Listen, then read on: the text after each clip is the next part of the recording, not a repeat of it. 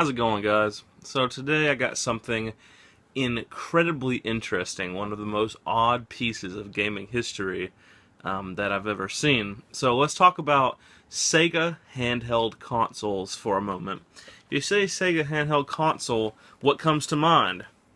The Sega Game Gear, and that's the only one, right? Well, there was technically there's three if you want to count. There was this weird one called the Sega Jet, and it was only used on airplanes traveling, like, to Japan. Yeah, anyway, but most people only think about the Sega Game Gear when they think of Sega handheld consoles.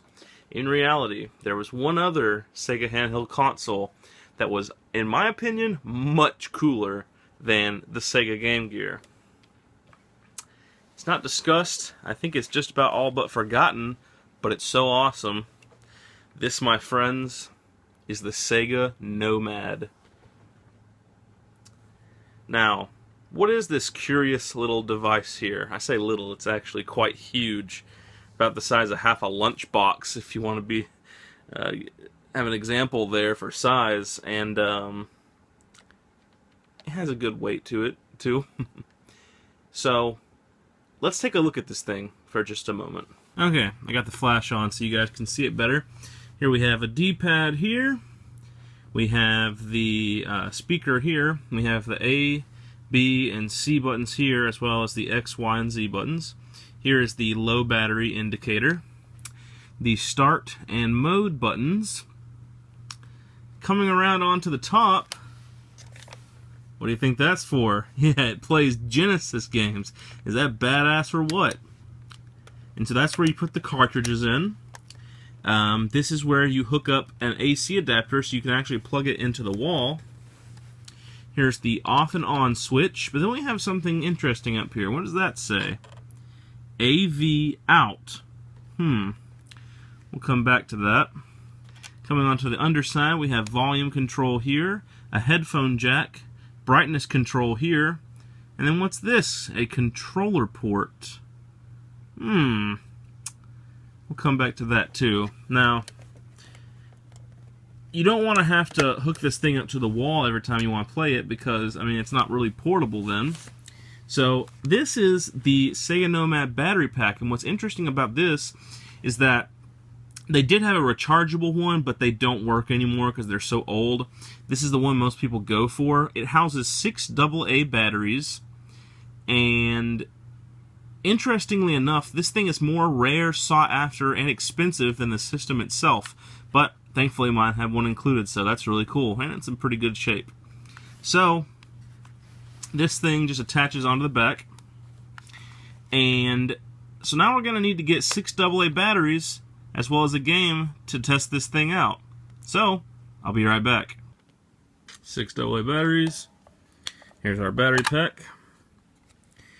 Alright, let's do this.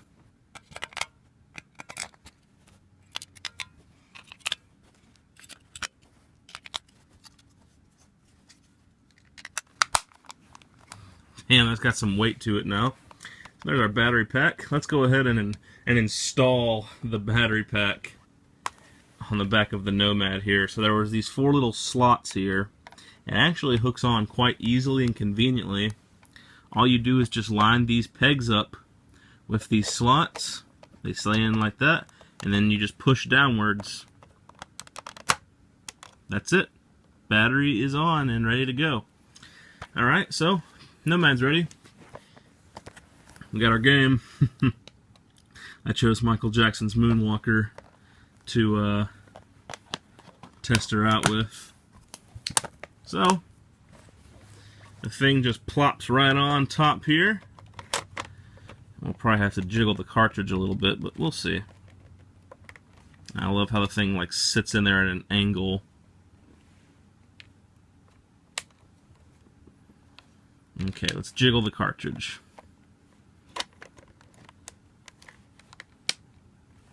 Alright. So the volume's up all the way. The screen actually gets very bright, as you can see. Try to get this looking real good for y'all. I think right there looks great. One player. Oops. All right.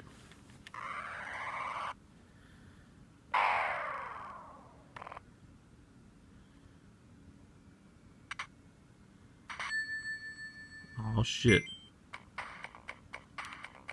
Yeah. Let's play with the brightness a little. Oh. Get away, bad guy. There we go. That looks good.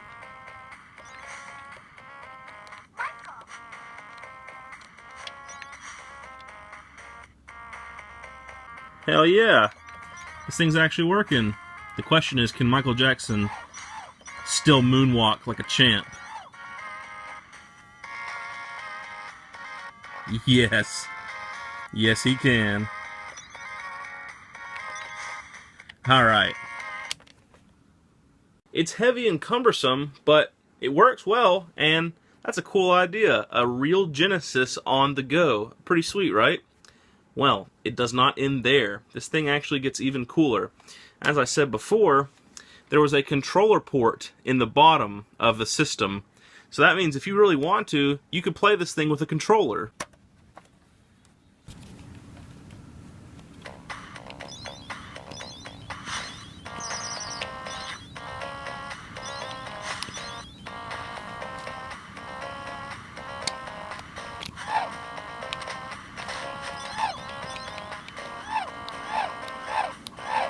Controller port is actually there for a much more sensible and cool reason than what that was there. Let's move back here to a moment. AV out. I'm not even going to say it. I'm just going to show you guys this because this is going to blow your mind. It blew my mind and I thought it was so cool. Alright, check it. So I unplugged the cable from the Genesis and now I want to plug it in to the Nomad. And what do you know? After a little coaxing, it fits in there. So now maybe I should probably plug up a controller into the underside of this thing here, huh? What do you think? Oops. So, what do we have here? We have a Sega Nomad that's plugged up to the Genesis cables leading to the TV, and a controller that's also plugged into it here. Well, check this out. No camera tricks here.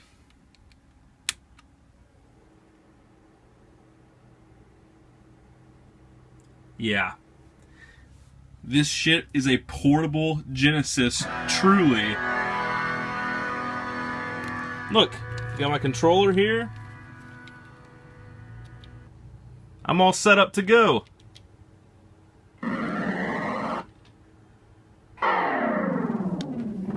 And there you guys have it, the Sega Nomad. When they said portable Genesis, they really fucking meant it.